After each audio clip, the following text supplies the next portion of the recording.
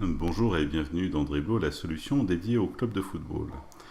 Aujourd'hui, nous allons voir comment on peut gérer une bannière dans la création du site. Donc les prérequis, bien sûr, sont d'avoir un mode administrateur. Donc on se positionne donc sur l'ouverture classique. On va prendre notre page accueil qu'on a créée précédemment. On va donc se positionner sur la partie haute en mode modifier. Et dans ce mode apparaît en fait un bloc ici avec insert bloc. Donc vous voyez, il y a différents blocs qui apparaissent. Et on va donc choisir, dans notre exemple, le bloc bannière. Mais on aurait très bien pu choisir aussi d'autres types de blocs. Par exemple, un bloc image et texte.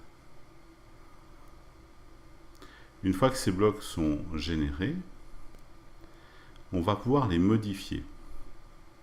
Donc une des étapes peut être par exemple de monter, de descendre l'affichage. Là aussi de pouvoir moduler les textes, moduler les dimensions, supprimer le bloc à l'intérieur du bloc, celui-ci aussi de la même manière, et voir aussi le dernier de le supprimer. Donc vous voyez là, du coup tout le bloc a disparu. On va le régénérer en allant chercher à nouveau le bloc bannière qui s'insère. Donc dans notre exemple, on va aller modifier et plus exactement voir les différents fonds qui sont proposés dans le mode. Donc on peut avoir différentes couleurs. On peut avoir aussi des modèles.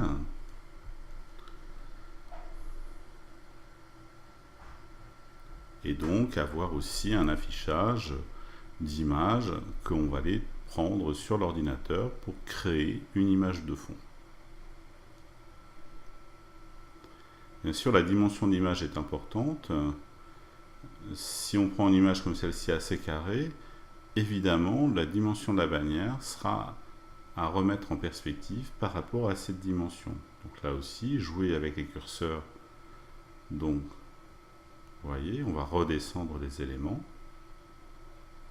de telle manière à pouvoir faire apparaître plus ou moins la page et de manière aussi plus ou moins grande. Sur les éléments texte qui sont placés, on va donc pouvoir là aussi modifier le contenu des textes.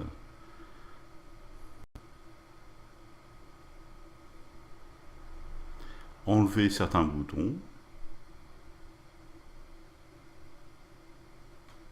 Et ainsi pouvoir moduler les éléments et pouvoir aussi bien sûr les sauvegarder. Vous voyez instantanément l'image donc est générée. Donc une nouvelle bannière, de nouveaux éléments, une nouvelle image. Même chose, toujours en mode modifié, on se positionne sur la deuxième image, je vais la modifier, à nouveau je vais chercher une image, un pictogramme, je pourrais même mettre une vidéo avec un démarrage automatique. Donc là, j'insère une autre image dans l'image de bannière et je vais ainsi pouvoir la sauvegarder.